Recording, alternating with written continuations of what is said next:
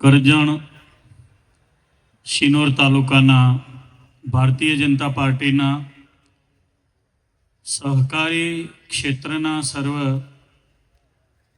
મંચ ઉપર બેઠેલા આગેવાનોમાં મારા સ્નેહી આદરણીય શ્રી મનસુખભાઈ વસાવા, માનનીય સાંસદ શ્રી, જેઓએ આપણને સૌને ખૂબ ભાવ અને પ્રેમથી નિમંત્રિત કર્યા છે, એવા સક્રિય જિલ્લાના ભારતીય જનતા પાર્ટીના પૂર્વ પ્રમુખ, આ વિસ્તારના માજી ધારાસભ્ય શ્રી સતીશભાઈ, સ્નેહી 89થી જેઓ સાથે મારે આત્મીયતા છે એવા રાજુભાઈ, બરોડા ડેરીના ચેરમેન શ્રી દિનુ મામા, સર્વે સહકારી ક્ષેત્રના આગેવાનો, સૌ ભારતીય જનતા પાર્ટીના સમર્થકો, શ્રી સતીશભાઈના સ્નેહીઓ,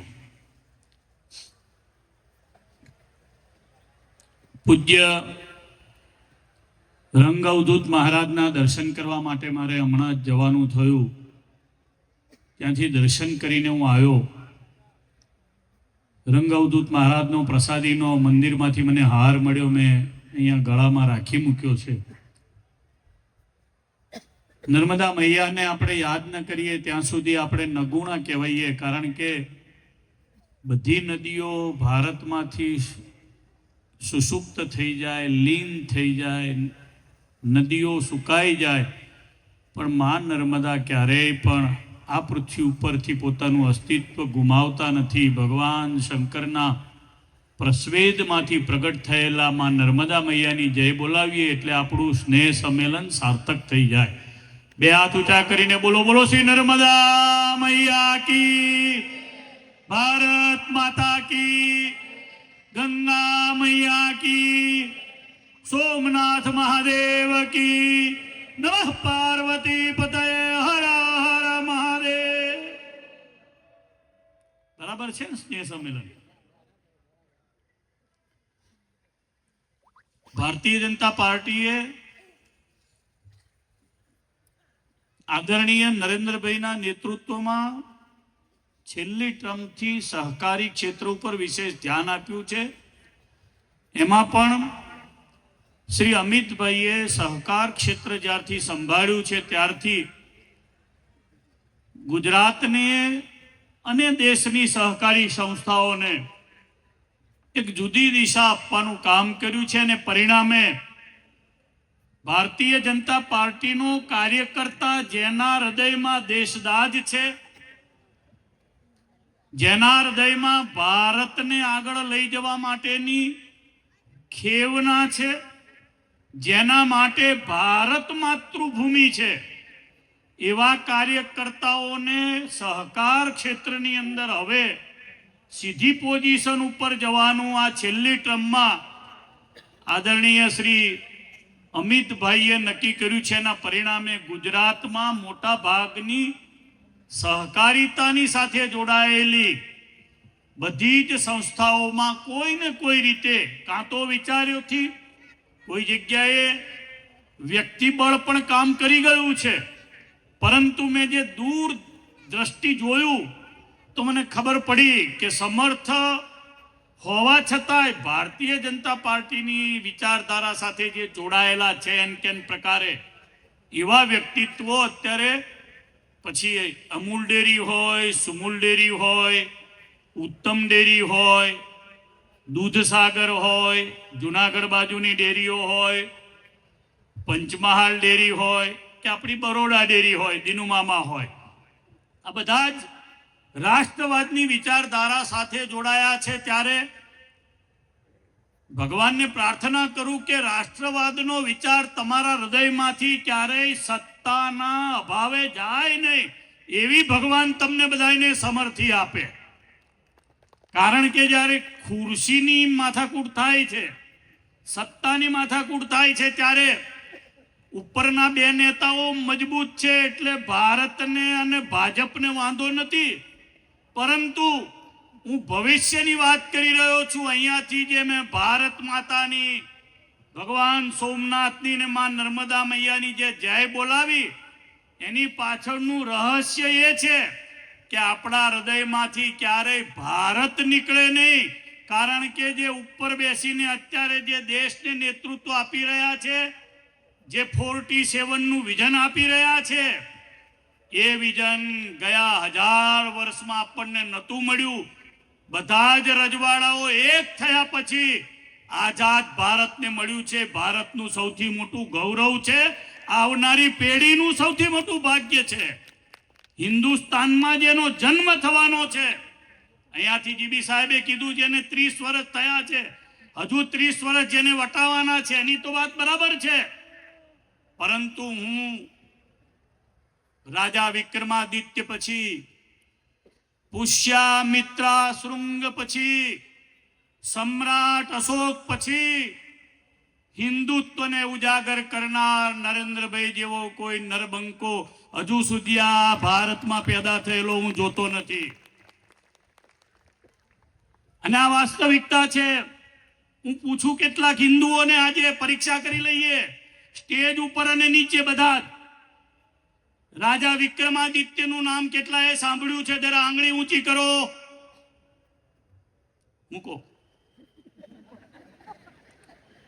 હું પાઠ લઉં, મને ખબર પડે આશીર્વાદ કેટલા ક્યાં જાય છે. પુષ્યામિત્રા શૃંગનું નામ કેટલાએ સાંભળ્યું છે? જરા આંગળી ઊંચી કરો.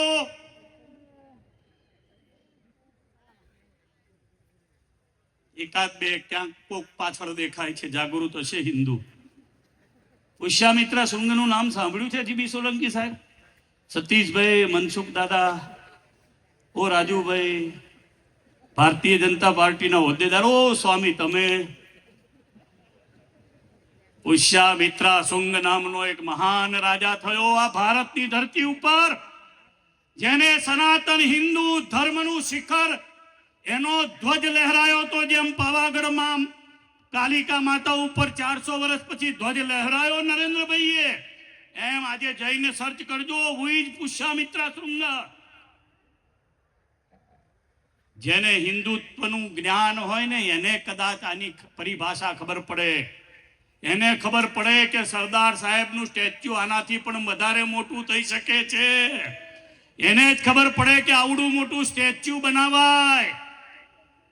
અને એના માટેનો આદર્શ એટલે ભારતીય જનતા પાર્ટી છે. આશા રાખું વિક્રમ સંવત 2082 નું નવું વર્ષ આપણા સૌ માટે દરેક ક્ષેત્રમાં, ખાસ કરીને સહકારી ક્ષેત્રમાં, અહીંયાથી બહુ બધી નવી વાતો મેં હમણાં બિપિનભાઈના મુખે સાંભળી.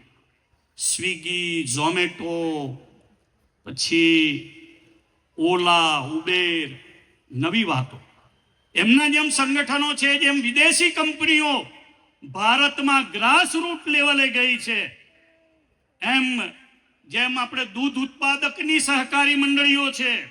હું બાલી ગયો, ઇન્ડોનેશિયા ગયો, તો ત્યાં મને પથ્થરોમાંથી કાર્વિંગ કરતા લોકોનું સંગઠન, સહકાર સંગઠન જોવા મળ્યું.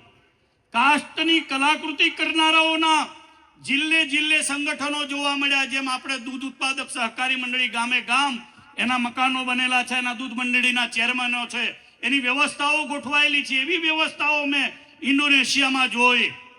એમ 2047 સુધીનું જે જીડીપી સુધી ભારતને લઈ જવાનું જે સ્વપ્ન છે, વિકસિત ભારત બનાવવાનું, આત્મનિર્ભર ભારત બનાવવાનું જે માનનીય વડાપ્રધાન સાહેબનું જે સ્વપ્ન છે, એ કંઈક આવી જ વિચારધારાથી સંપન્ન થશે એવું આજે બિપિનભાઈએ જ્યારે વાત કરી કે સ્વિગી, ઝોમેટો, બાકી બધી જે કંપનીઓ, જે ડ્રાઈવરો માટેનું સહકાર સંગઠન, આ તો એક બહુ મોટો નવો વિચાર છે, બહુ નાના માણસને સ્પર્શતો વિચાર છે. દર મહિને અમે સંસ્થામાં ક્યાંક ને ક્યાંક જોડાયેલા હોઈએ તો 2 જણ, 3 જણ, 4 જણ, 5 જણ, જેમ કોર્પોરેશન બેંકોની અંદર જોબ લેવા માટે, ડિસ્ટ્રિક્ટ કોઓપરેટિવ બેંકમાં જોબ લેવા માટે બધા લોકો તલપાપડ થાય છે. જેમ ક્યાંક નાની મોટી સહકારની કે સરકારની ક્યાંક જોબો બહાર પડે તો જેમ તલપાપડ થાય છે, એમ મને લાગે છે કે ભવિષ્યની અંદર જે આવી નાની ગામડાના અંતરિયાળ વિસ્તાર સુધી જતી જે સેવાઓ છે, લોકોની ભૂખ ભાંગતી જે સેવાઓ છે, જે અન્નની સેવાઓ છે, ત્યાં સુધી જવાના જે સહકારના વિચારો છે, આ બહુ દિવ્ય વિચારો અમિતભાઈને આવેલા છે. બહુ લાંબી વાત નહીં કરું, જમવાનો ટાઈમ થયો છે. ભગવાનને પ્રાર્થના કરું કે શિનોર અને કરજણ મત વિસ્તારની અંદર રહેલા સહકારના તમામ આગેવાનો કાયમના માટે રાષ્ટ્રહિતને વરેલા રહે એવી માં નર્મદા મૈયા સૌને શક્તિ આપે. નાના મોટા કોઈક રોડના, રસ્તાના, લાઇટના, વ્યક્તિગત અહમના પ્રશ્નોને ક્યારે પણ જીવનમાં લાવશો નહીં. કોઈક નવા ઉગેલા કહેવાતા નવા ઝાડુ લઈને નીકળેલા માણસોની વાતોમાં આવશો નહીં. એમની પાસે દશા નથી, દિશા પણ નથી, કારણ કે એમની પાસે વિચારધારા નથી. એમની પાસે કોઈ શ્યામા પ્રસાદ મુખર્જી જેવું બલિદાનિત તો વ્યક્તિત્વ નથી, અટલ બિહારી વાજપેયી જેવું, અડવાણીજી જેવું કે દીનદયાળ ઉપાધ્યાય જેવી વિચારધારા નથી. રાષ્ટ્રીય સ્વયંસેવક સંઘની વિચારધારા લઈને ચાલનારા પુરુષો એ ભારતીય જનતા પાર્ટીની સીટ ઉપર બેસી અને આમાં જે જોડાય એને પણ એ વિચાર કરવાનો છે કે હું એ મહાપુરુષોના માર્ગે ચાલવાનો છું, સરદાર સાહેબના માર્ગે ચાલવાનો છું.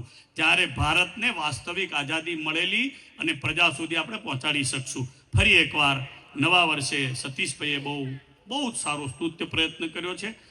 આ જિલ્લાની અંદર સહકારની જે કોઈ નાની મોટી સંસ્થાઓ ચાલે છે એના આગેવાનો અત્યારે હાજર છે. સૌને ભગવાન એવું બળ આપે કે સહકાર દ્વારા નાનામાં નાના માણસને ઉપયોગી થવાની જે ભાજપની ભાવના છે બધા સુધી પહોંચાડી શકે. સૌને વંદે માતરમ. જય શ્રી રામ.